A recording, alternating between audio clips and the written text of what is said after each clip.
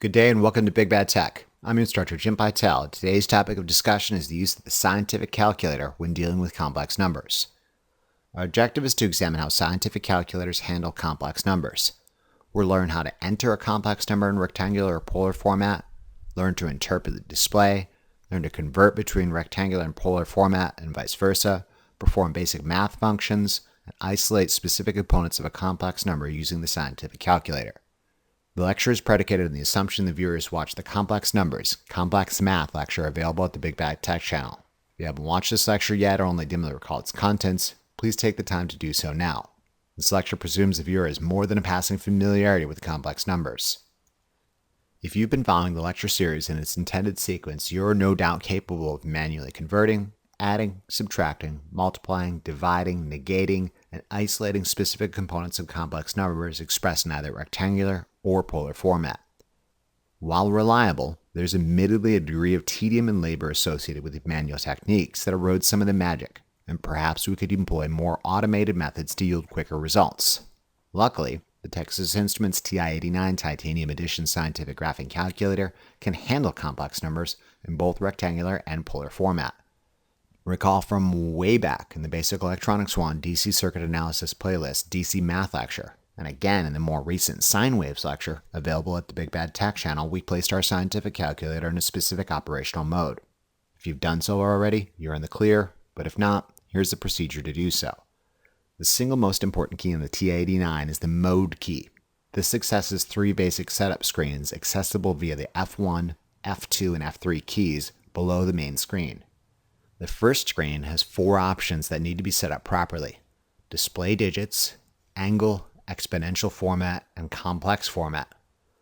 Walk down to display digits using the down arrow key, and then press right arrow to access the menu. There should be a list going from 1 to Q. Walk down the list with the down arrow key. The option I'll choose is E float. Not float 1 or float 12, straight up float.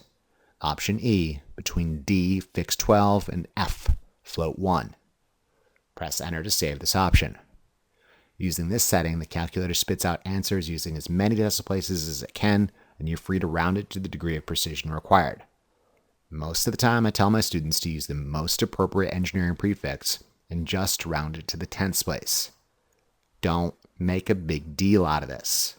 Use the most appropriate engineering prefix and round it to the tenths place. I know if you're right or wrong. Walk down to angle using the down arrow key, and then press the right arrow key to access the menu. Walk down the list with the down arrow key. The option I'll choose is 2, degree. Press enter to save this option. Walk down to exponential format using the down arrow key, and then press the right arrow key to access the menu. Walk down the list with the down arrow key. The option I'll choose is 3, engineering. Press enter to save this option. Walk down to the complex format using the down arrow key, and then press right arrow key to access the menu. Walk down the list with the down arrow key. The option I'll choose is 3, polar. Press enter to save this option. Some of these entries on the first page should be familiar to you given our previous discussions. However, directly related to today's lecture, the complex format setting establishes polar as our format of choice, not rectangular. Your math teacher may prefer rectangular, but they're wrong. Complex format must be in polar for this course. I'll show you how the calculator does conversions between polar and rectangular in a moment. Moving on to the second page, the mode function accessible via the F2 key, one can pretty much ignore everything with the exception of the second to last option, exact versus approximate. Walk down to exact versus approximate using the down arrow key. Press the right arrow to open up the menu options. Use the down arrow key to walk down to option 3, approximate. Press enter to select this option. Most of the entries in the third screen of the mode function aren't super important. In summary, first page accessible using the F1 key, display digits, E float. Angle, 2, degree. Exponential format, 3, engineering. Complex format, 3, polar. Second page accessible using the F2 key, exact approximate, 3, approximate. Assuming your calculator has these settings, navigate to the home screen and feel free to follow along. Our tasks are to learn how to use the scientific calculator to enter a complex number in rectangular and polar format, convert from rectangular to polar, convert from polar to rectangular, isolate individual components of a complex number, negate and complex conjugate complex numbers, and perform addition, subtraction, multiplication, and division of complex numbers. For one of examples to demonstrate these applications, let's use complex number A expressed using polar format as 50 at an angle of 25 degrees, and complex number B expressed using rectangular format as 20 plus j 30. By now, you should be well versed in performing conversion between formats and mathematically manipulating these complex numbers using old-fashioned manual methods. However, let's let the calculator do the heavy lifting for a change. Let's first learn how to enter a complex number in polar format. To enter a complex number in polar format using the TI-89, one places the magnitude and angle inside parentheses separated by an angle bracket. The angle bracket is a secondary function above the EE key. One needs to first press the light blue second key, then the angle bracket key above EE to access this entry. If we wanted to enter the complex number A, 50 at an angle of 25 degrees, I enter left parentheses, 50, the second key, the secondary angle bracket above EE, 25, right parentheses, and press enter. The calculator returns 50 at an angle of 25 degrees. Too easy. Note, you don't need to tell the calculator you're using degrees because you've already established degrees using the mode setting. Let's now learn how to enter a complex number in rectangular format. To enter a complex number in rectangular format using the TI-89, one enters the real x component and then adds or subtracts the imaginary component times j. The j key, actually I for reasons I explained in earlier lectures, is a secondary function above the catalog key. Press the light blue second key, then J above catalog key to access this entry. If we wanted to enter the complex number B, 20 plus j 30, I enter 20, the plus key, the second key, the secondary J key above catalog, 30, and press enter. The calculator returns 36.1 at an angle of 56.3 degrees. What does this mean? It means exactly what you think it does. Given we've established polar as the means of formatting complex numbers, the calculator is smart enough to realize you fed it a complex number in rectangular format and has automatically taken the steps to convert it to polar. Conversion from rectangular to polar is therefore the easiest of tasks. Enter a number in rectangular and the calculator automatically reformats it into polar without any extra effort on your part. To perform the reverse action, converting from polar to rectangular necessitates an additional step. First, one enters the complex number in polar format and then pages through the catalog entries until you find an entry that says RECT preceded by an arrow pointing from left to right. If we wanted to convert the polar complex number 50 at an angle of 25 degrees to rectangular, I'd type left parentheses 50, second, angle bracket, 25, right parentheses, then walk through the catalog entries until I found RECT, preceded by an arrow pointing from left to right. When I press enter, the calculator returns 45.3 plus j 21.1. Too easy. In summary, the calculator with minimal effort on your part was capable of establishing some common frame of reference for our given example complex numbers. Complex number A, expressed in polar, is 50 at an angle of 25 degrees. Expressed in rectangular, it's 45.3 plus j 21.1. Additionally, we know that complex number expressed in rectangular is 20 plus j 3, and complex number B expressed in polar is 36.1 at an angle of 56.3 degrees. There may be times you find it necessary to isolate individual components of a complex number. The TI-89 offers these abilities inside the catalog entry. The real entry key returns only the real horizontal x component of a rectangular complex number. The imaginary entry returns only the imaginary vertical y component of a rectangular complex number. The absolute entry returns only the magnitude of a polar complex number, and finally the angle entry returns only the angle of a polar complex number. If we want just the real component of complex number A, I choose real from the catalog entry and close complex number A inside parentheses, in whatever format I want, rectangular or polar, and press enter. The calculator returns 45.3 as we'd expect. We want just the imaginary vertical y component of complex number A, I choose imaginary from the catalog entry and enclose complex number A inside parentheses. Again, in whatever format I want, rectangular or polar, and press enter. The calculator returns 21.1 as we'd expect.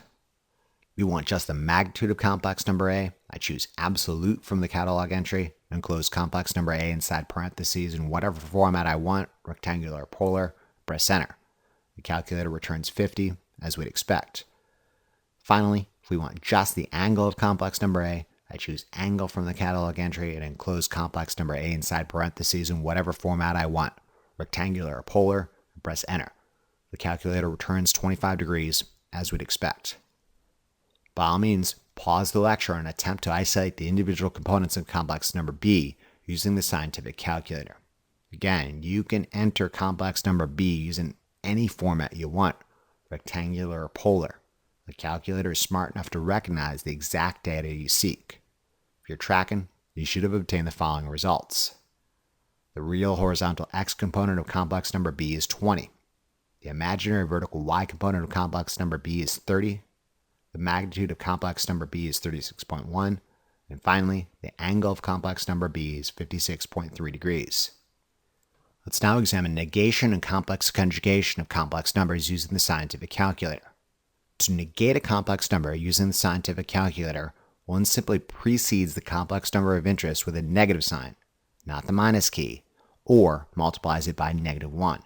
This is pretty easy for complex numbers expressed in polar format since they need parentheses anyways. However, when performing negation on complex numbers expressed in rectangular format, it's necessary to enclose both the real and imaginary components in parentheses. Allow me to demonstrate. If I wanted to negate complex number A, I type negative sign, and then enter A as previously. When I press enter, the calculator returns 50 at an angle of -155 degrees, as one might expect. If one was to illustrate A and negative A on the same graph, you'd expect negative A to be the same size as A, only pointed in the opposite direction. If I wanted to negate complex number B in rectangular format, I would type negative sign, and then enter B enclosed in parentheses. When I press enter, the calculator returns 36.1 at an angle of -123.6 degrees. What does this mean? Again, it means exactly what you think it does. Given we've established polar as a means of formatting complex numbers, the calculator automatically formats every answer in polar. If you wanted to convert this to rectangular format, you'd need to convert it using the rectangular entry in the catalog as previously. Doing so yields -20 minus J30 as we'd expect. If one was to illustrate B and negative B on the same graph, you'd expect negative B to have the same magnitude as B, only it's pointed in the opposite direction. If you were ever asked to solve for the complex conjugate of a complex number, the TI-89 offers this ability inside the catalog entry. The conjugate entry forms the complex conjugate of a complex number enclosed inside parentheses. If we wanted to form the complex conjugate of complex number A, I would choose the conjugate function from the catalog entry and close complex number A inside the parentheses, in whatever format I want, rectangular or polar, and press enter. The calculator returns 50 at an angle of -25 degrees as we'd expect. If one was to illustrate A and the complex conjugate A on the same graph, the complex conjugate of A would almost look like the mirror image of A reflected across the horizontal axis. If you wanted to form the complex conjugate of complex number B, I would choose the conjugate function from the catalog entry and close complex number B inside parentheses in whatever format I want, rectangular or polar, and press enter. The calculator returns 36.1 at an angle of -56.3 degrees. Again, the calculator automatically formats every answer in polar format. If you wanted to convert this to rectangular, you need to convert it using the rectangular entry in the catalog as previously. Doing so yields 20 minus J30 as we'd expect. If one was to illustrate B and the complex conjugate of B on the same graph, the complex conjugate of B would almost look like a mirror image of B reflected across the horizontal axis. I'd ordinarily say let's move on and examine addition, subtraction, multiplication, and division of complex numbers using the scientific calculator. However, this sudden flood of techniques might have overwhelmed you. Let's take some time and practice these basic techniques before we move on. Given these arguments, perform the necessary conversions or solve for the desired quantities using the scientific calculator. By all means, pause the lecture and try this on your own. If you ever panic, realize the catalog entry is your friend, as it contains the rectangular conversion, the real, imaginary, absolute, angle, and conjugate function, and negation is simply multiplying a complex number by -1. Also, the calculator is extremely forgiving in that you can enter arguments in whatever format you wish, polar or rectangular. The scientific calculator automatically reformats every answer in polar unless you explicitly tell it otherwise. If you're tracking, you should have obtained the following results. For our first example problem, 11.3 at an angle of 59.8 degrees is equal to 5.7 plus j 9.8. This necessitates use of the rectangular conversion function in the catalog. For the second example problem, negative 5.4 plus j 9.1 is equal to 10.6 at an angle of 120.7 degrees. All you need to do is enter this in rectangular, and the calculator automatically reformats it in polar. Note these rectangular coordinates clearly place us inside the second quadrant, and our angle is between positive 90 degrees and positive 180 degrees, as we'd expect. For our third example problem, the real component of 11.5 at an angle of negative 125.5 degrees is negative 6.7. For our fourth example problem, the imaginary component of 7.9 at an angle of negative 3.6 is negative 0.496. Note it's super small because it's got a really small angle, and it's negative because the angle is negative. For our fifth problem, the magnitude of 1.2 plus j 7.9 is roughly equivalent to 8.0. For our sixth example, the angle component of negative 3 plus j 4.4 is 124.3 degrees. Note the calculator is smart enough to realize this is inside the second quadrant and necessitates no active intervention on our part to get an angle between positive 90 and 180 as we'd expect. For our seventh example problem, the negation of 3.7 at an angle of negative 66.2 degrees is 3.7 at an angle of 113.8 degrees. It's the same magnitude, only it's pointed in the opposite direction. For our eighth example problem, the negation of negative 4 minus j 4.1 in polar format is 5.7 at an angle of 45.7 degrees, and rectangular format is 4 plus j 4.1. Now, one needs to enclose the whole complex number expressed in rectangular format in parentheses to negate both the real and imaginary components. Converting it to rectangular format necessitates using the rectangular conversion function in the catalog. For our ninth example problem, the complex conjugate of 3.7 at an angle of negative 66.2 degrees is 3.7 at an angle of positive 66.2 degrees. For example problem 10, the complex conjugate of negative 4 minus j 4.1 in polar format is 5.7 at an angle of positive 134.2 degrees. If we needed to express this in rectangular format, we would convert it using the rectangular conversion function in the catalog entry. Doing so yields negative 4 plus j 4.1 as we'd expect. Finally, given complex number I as 21.1 at an angle of 31 degrees expressed in polar format, this is roughly equivalent to 17.2 plus j 10.4 expressed in rectangular format. The real component is 17.2, the imaginary component is 10.4, the magnitude is 20.1, the angle is 31 degrees, negative I in polar format is 20.1 at an angle of negative 149 degrees, and the complex conjugate of I in polar format is 20.1 at an angle of negative 31 degrees. Here's another batch of example problems if you want more practice. By all means, pause the lecture and try these on your own. If you're tracking, you should have obtained the following results. Here they are without explanation. You may wish to pause the lecture and get a good look at these and correct any mistakes you might have made, because we are moving on.